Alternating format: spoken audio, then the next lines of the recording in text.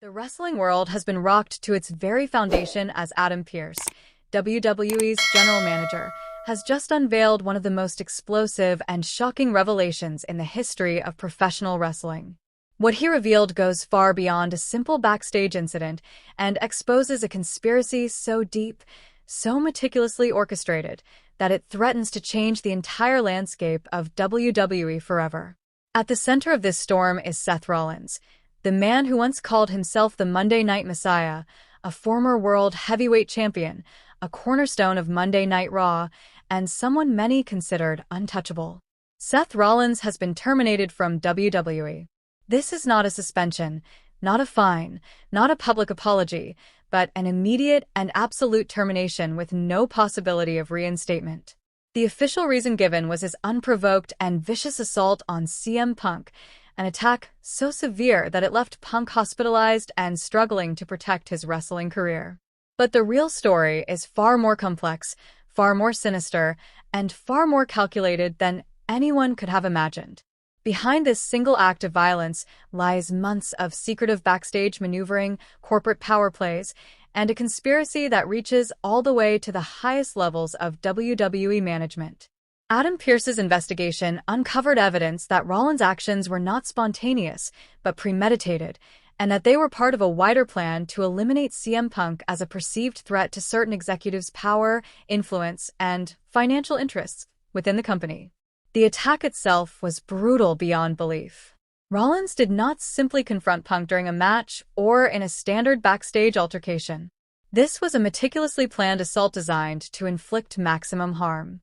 Witnesses report that Rollins targeted Punk's previously injured tricep, the same injury that had sidelined him from wrestling for nearly a decade, striking him repeatedly with steel chairs and using furniture to escalate the damage.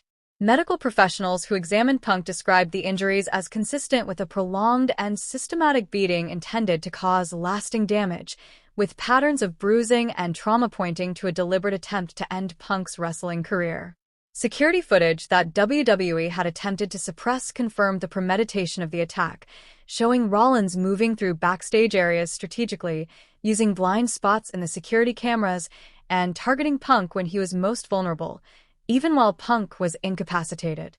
Eyewitness accounts from multiple wrestlers who observed the attack described the scene as horrific. One unnamed veteran described it as the worst display of violence he had ever witnessed in his 20 years in the wrestling business, stating that after the first few minutes, Punk was defenseless, but Rollins continued relentlessly, seemingly intent on permanently ending his career. But the assault on CM Punk was only one part of a much larger conspiracy. Pearce's investigation revealed that Rollins had been planning the attack for weeks, holding private meetings with top WWE executives and board members in hotel suites, restaurants, and undisclosed locations, discussing how to neutralize Punk's influence and remove him from the company. Evidence includes phone records, text messages, witness statements, and financial documents proving that Rollins received both encouragement and incentives from executives to carry out the assault. It was not just about Punk's physical removal. It was about undermining his creative influence and preventing him from executing plans that could have disrupted the existing power structure. CM Punk's contract upon his return to WWE included creative control and profit-sharing provisions, which certain high-ranking officials saw as a threat to their authority and financial gain. When subtle tactics of intimidation and harassment failed, the plan escalated into a violent assault sanctioned by those at the top. Seth Rollins was promised a staggering financial reward, including a contract extension reportedly worth over $50 million, creative control over Monday Night Raw, and guaranteed main event appearances at 5 consecutive WrestleManias, all contingent on the successful execution of this attack. Rollins reportedly studied the layout of WWE facilities, security camera blind spots, and even coordinated with personnel to ensure that he would encounter minimal resistance. Investigators also uncovered that WWE medical staff had been instructed to delay treatment for Punk after the attack, further endangering his health and career. This wasn't just an assault. It was a calculated, conspiratorial attempt to permanently remove Punk from WWE. When Adam Pearce began his investigation, he encountered massive resistance from within the company. High-ranking executives attempted to pressure him to accept the official narrative, dismiss evidence, and close the case, even going so far as to threaten his career and personal safety. Yet Pearce refused to back down. He secretly gathered documents, recordings, witness statements, and previously suppressed security footage, building an airtight case against everyone involved in the conspiracy. Confronted with undeniable proof, Rollins confessed in a private meeting lasting over 4 hours, admitting to the premeditated assault, revealing the details of the financial incentives, and disclosing that he had been involved in multiple similar incidents over the past 5 years where WWE management had used him to eliminate perceived threats within the company.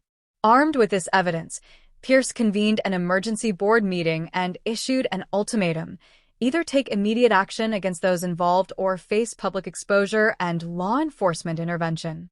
The board, shocked and unprepared for the full scope of the conspiracy, took decisive action.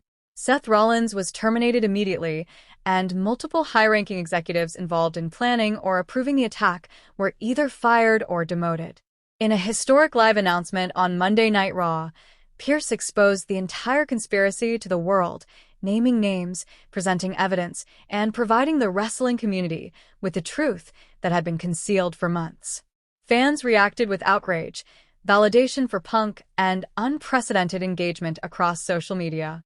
WWE simultaneously announced sweeping reforms, including zero-tolerance policies for backstage violence, expanded security measures, independent investigators, and anonymous reporting systems to prevent similar incidents in the future.